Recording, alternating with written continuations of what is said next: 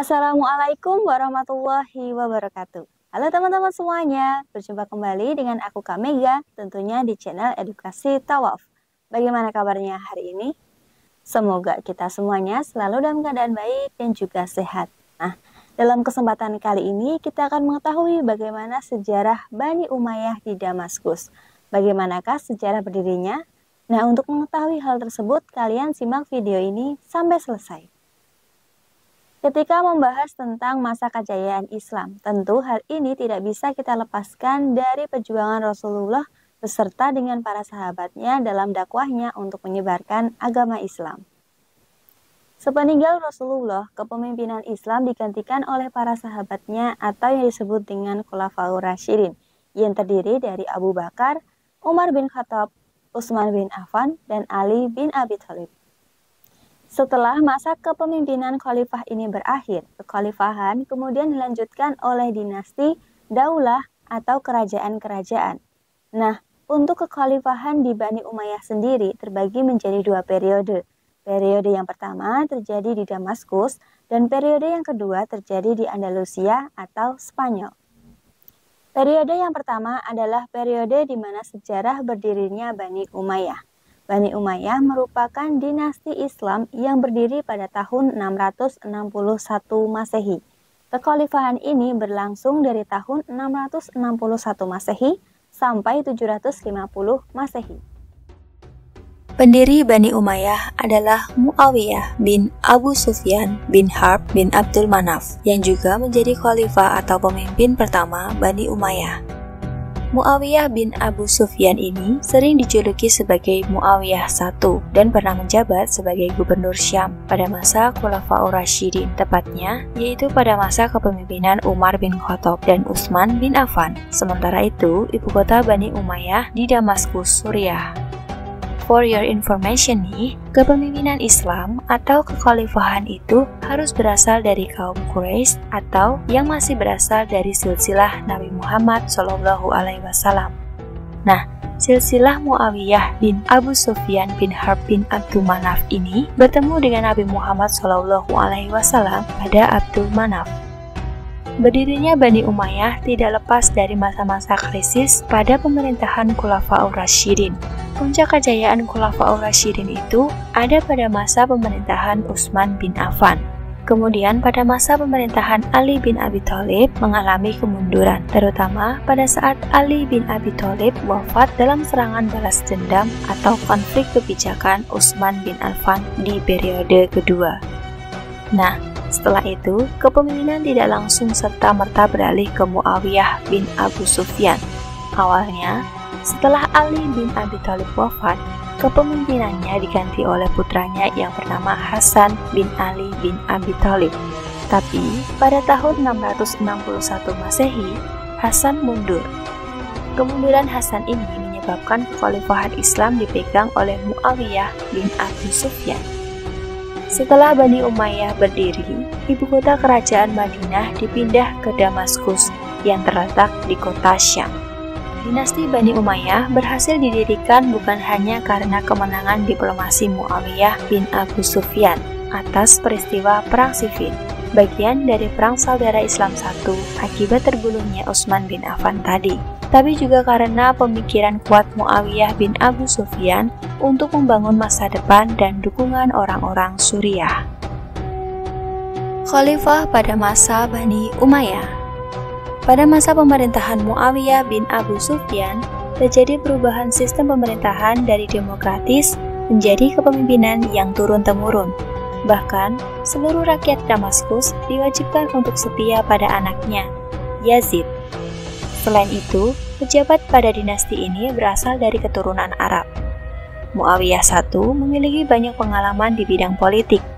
Ia pernah memimpin pasukan dalam penaklukan Suriah, Palestina, Romawi, dan Mesir.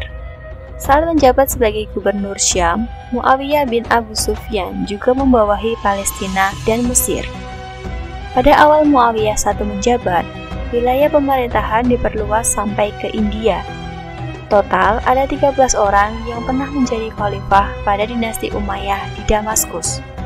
Pada masa kepemimpinan Muawiyah bin Abu Sufyan, pasukan penghubung Konstantinopel berhasil ditarik. Pemisahan urusan keuangan dari urusan pemerintahan diatur dengan mengangkat pejabat khusus yang disebut Sohib al-Kharaj. Lalu, pada masa pemerintahan Al-Walid bin Abdul al-Malik, daerah kekuasaan Bani Umayyah diperluas. Al-Walid bin Abdul al-Malik berusaha memperluas wilayahnya hingga ke Afrika Utara, yaitu ke Al-Aqsa dan ke Andalusia atau Spanyol. Perebutan Andalusia ini dipimpin oleh Panglima Perang Musa bin Nusayr dengan mengirim Tariq bin Ziyad.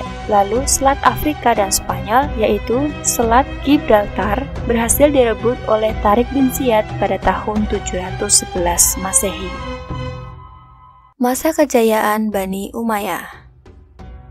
Masa kejayaan Bani Umayyah ditandai dengan terjadinya kemajuan tata kelola dalam berbagai bidang. Perkembangan terjadi pada bidang pemerintahan, sosial, hukum, ekonomi, keagamaan, hingga pendidikan.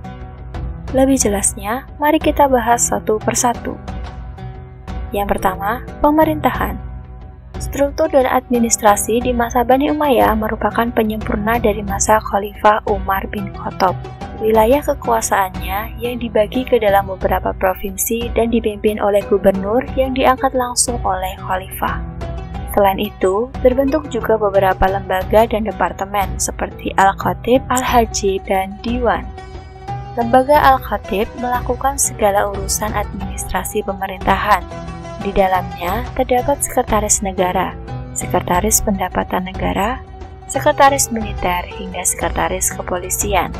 Sedangkan Al-Hajib mengurus pengaturan pejabat dan siapapun yang ingin bertemu dengan Khalifah. Sementara Diwan berisi beberapa departemen, di antaranya yang pertama departemen yang mengurusi surat-surat negara, yang kedua lembaga pencatatan semua keputusan Khalifah, yang ketiga departemen yang mengelola pendapatan negara, yang keempat layanan pos, yang kelima lembaga pertahanan militer. Selanjutnya ada hukum. Sistem hukum pada masa Bani Umayyah sesuai tuntunan Al-Quran, Sunnah, dan Ijtihad.